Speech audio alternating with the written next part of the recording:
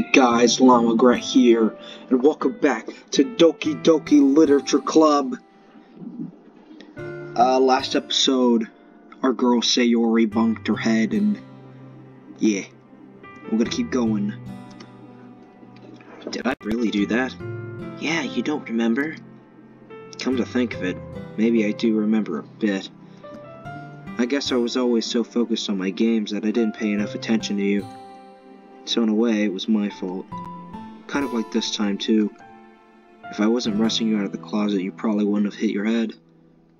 Grant, I don't think you realize it, but you're always thinking about other people. Even after all these years, you're rushing to help me even though I'm just being clumsy. You're really a sweetheart. Don't call me that. And I don't really do this kind of thing all the time. I guess when it comes to you, it just feels natural. Before I even know it, I'm treating you like that. I guess that's what happens when you've been friends for so long. Really? Maybe you're right. Grant, I'm so glad nothing's changed between us. Do you think it'll be like this forever? Forever? If I'm honest to myself, there's no telling where we'll end up for college or after that, so it wouldn't be fair for me to make any promises. But, well, I hope so. It's been this long already, right? I can't imagine you ever changing, so my hopes are up. I'm so happy. Sayori has a whimsical expression in her eyes. We remain silent for a moment. She's so silly and clumsy on the outside, but when I see her in deep thought like this, it makes me not want to disturb her. I guess we should go back. I don't want to worry Monica, you know? Good luck with that. She's gonna see your forehead either way. Not if I hide it under my bangs. Sayori hops to her feet. She clutches her forehead again. Don't stand up so fast ever hurting yourself. Ugh. Well, I guess it's too late now. Anyway, let's go. I follow Sayori out of the classroom. Sayori plays with her bangs to try to hide the bump, but without much success. In a moment, we make it back to the club room. Ah, you're back. Good timing. I was just about ready to start with sharing our poems. Sayori, your forehead. She's fine, don't worry about... I was playing with crayons and I smacked my forehead into the shelf. Well, anyway, were you able to find everything we needed? Uh-huh, I have it right. Sorry, Finn frantically glances around herself. I forgot all the stuff. Calm down, Sayori, I have it all right here. I found the poster paper, too. Sounds like you ended up doing all the work again, Grant. Well, Sayori, I failed to come up with an excuse for Sayori. I made it an adventure. Yeah, that. Okay. In any case, good work. I'll start working on the posters tonight. Me too. Okay, everyone, are you ready to share your poems? Guess I should grab mine. After making sure the crayon box is closed tightly, I return to my seat. Okay. Let's share it with... Monica. Hi again, Grant. How's the writing going? Alright, I guess. I'll take that. As long as it's not going bad. I'm happy that you're applying yourself. Maybe soon you'll come up with a masterpiece. I wouldn't count on that. You never know. Want to share what you wrote for today? Sure. Here you go. I give my poem to Monica. Alright. It's pretty good. It makes me think of Sayori, like the other one you wrote. You two are like the dynamic duo. That's kind of exaggerating it. Yeah, probably. But you do spend a lot of time with her in this club. Even in this club, don't you? Then again, I don't blame you for being a little shy. I'm not shy, it's just... I'm just teasing. I know it takes a bit of time to make friends with everyone. But Yuri and Natsuki are super interesting people, so don't be afraid to give them their share of time. And you could talk to me every now and then too. I'm not, like, unapproachable or anything, am I? No, it's nothing like that. I'm just still getting used to being here, that's all. Yeah, I'm sorry if I was putting pressure on you or something. I really don't mean it like that. Oh, don't worry. I get what you're saying. Well, alright. But anyway, you wanna read my poem now? I like the way this one turned out, so I hope you do too. Alright, let's take a look. The colors, save me. The colors, they won't stop. Bright, beautiful colors. Flashing, expanding, piercing. Red, green, blue, an endless cacophony of meaningless noise. Oops.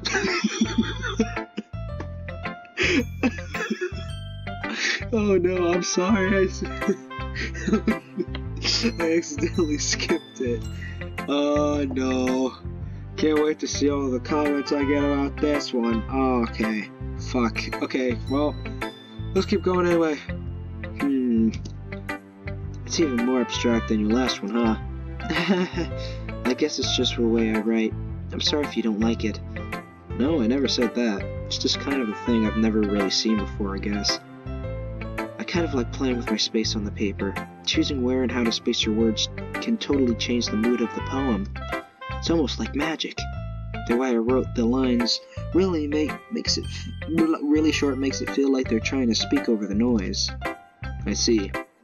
It's still hard for me to tell what it's about, though. Sometimes asking what a poem is about isn't the right question. A poem could be as abstract as a physical expression of a feeling, or a conversation with the reader. So putting it that way, not every poem is about something. Anyway, here's Monica's writing tip of the day. Sometimes you'll find yourself facing a difficult decision. When that happens, don't forget to save your game. Wait, what? You never know when you might change your mind, or when something unexpected may happen. That was creepy as hell. Not gonna lie, a shiver just went down my spine. She knows. She's staring at me. She knows. She knows. Wait, is this tip even about writing? What am I even talking about? Oh no, don't try to cover it up now. Monica, you're a demon, aren't you? You know everything. That's my advice for today. Thanks for listening. Oh no. Okay. I'm creeped out now. Okay, let's go to Yuri. Let's see what you've written for today. Well done, Grant. Your skills are already improving. Really? Thanks, Yuri. Coming from you, that means a lot. It's nothing. I'm just happy to help inspire fellow writers. I know you're new to this, so don't worry so much if it seems like you can't get your poem to feel perfect. You don't need to be afraid to be a little more daring. Metaphors can go a long way. Don't feel like you need to work your brain like turning a bunch of gears. Try letting your mind wander through your feelings, and write down the things you see and hear. That's one way to truly enable your reader to see into your mind. It's a very intimate exercise.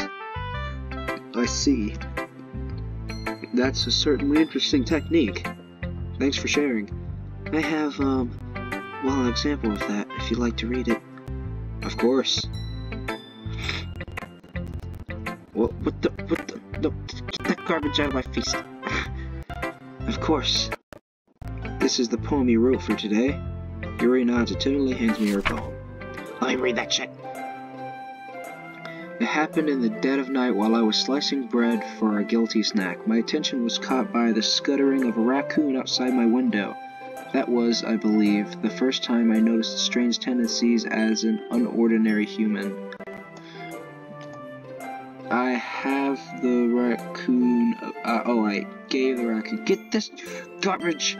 I gave the raccoon a piece of bread, my subconscious well aware of the consequences. Well aware that the raccoon is fed, will always come back for more. The enticing beauty of the cutting knife was the system of my bread, hunger, curiosity, the raccoon, and urge.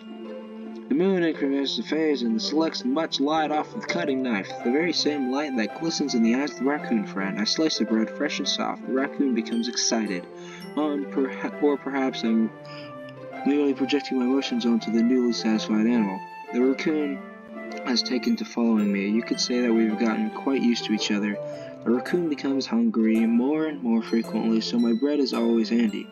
Every time I brandish my cutting knife, the raccoon shows me its excitement. A rush of blood. Classic Pavlovian conditioning. I slice the bread and I feed myself again. Okay. Neat.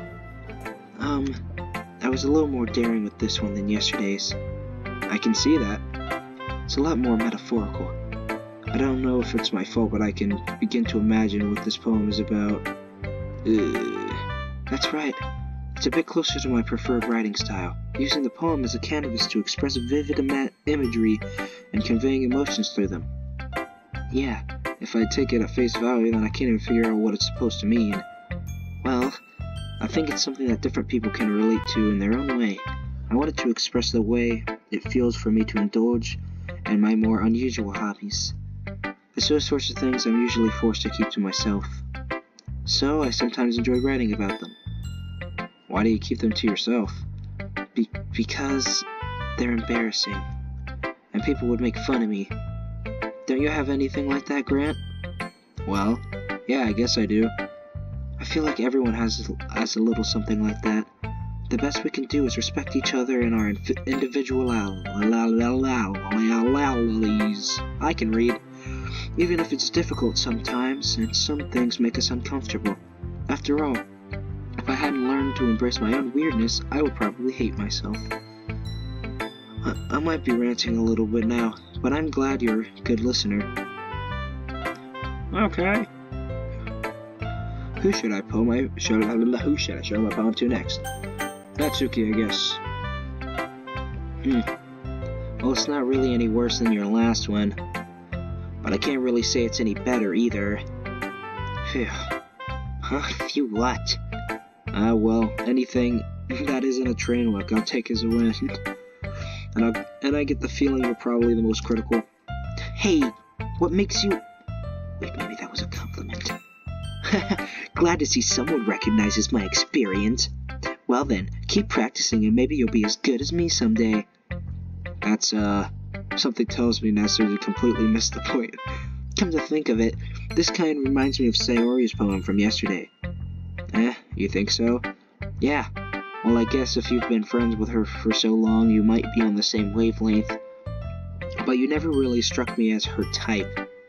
Sayori has a type all of a sudden? Well, I don't know, but seriously... I'm not seriously, honestly. God, I can't fucking read! How can someone so...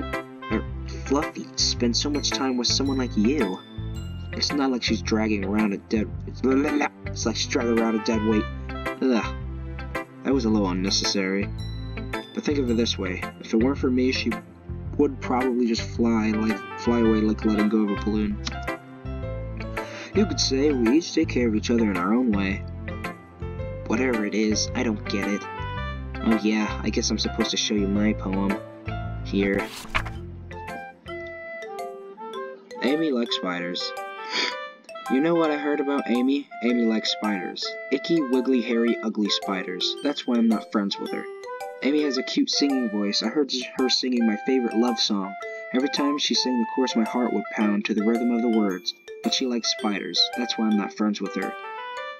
One time I hurt my leg really bad. Amy helped me up and took me to the nurse. I tried not to let her touch me. She likes spiders, so her hands are probably gross. That's why I'm not friends with her. Amy has a lot of friends. I always hear her talking to people. She probably talks about spiders. What if her friends start to like spiders too? That's why I'm not friends with her. It doesn't matter if she has other hobbies. It doesn't matter if she keeps it private. It doesn't matter if it doesn't hurt anyone. It's gross. She's gross. The world is better off without spider lovers. And I'm gonna tell everyone. Well, that's just mean. And this is just the end of the episode. Thanks for watching, guys. Hope you liked it. Make sure to like and subscribe if you haven't already. As well as hitting that notification bell so you don't miss out on any new content from the channel. And I'll see you guys later. Bye!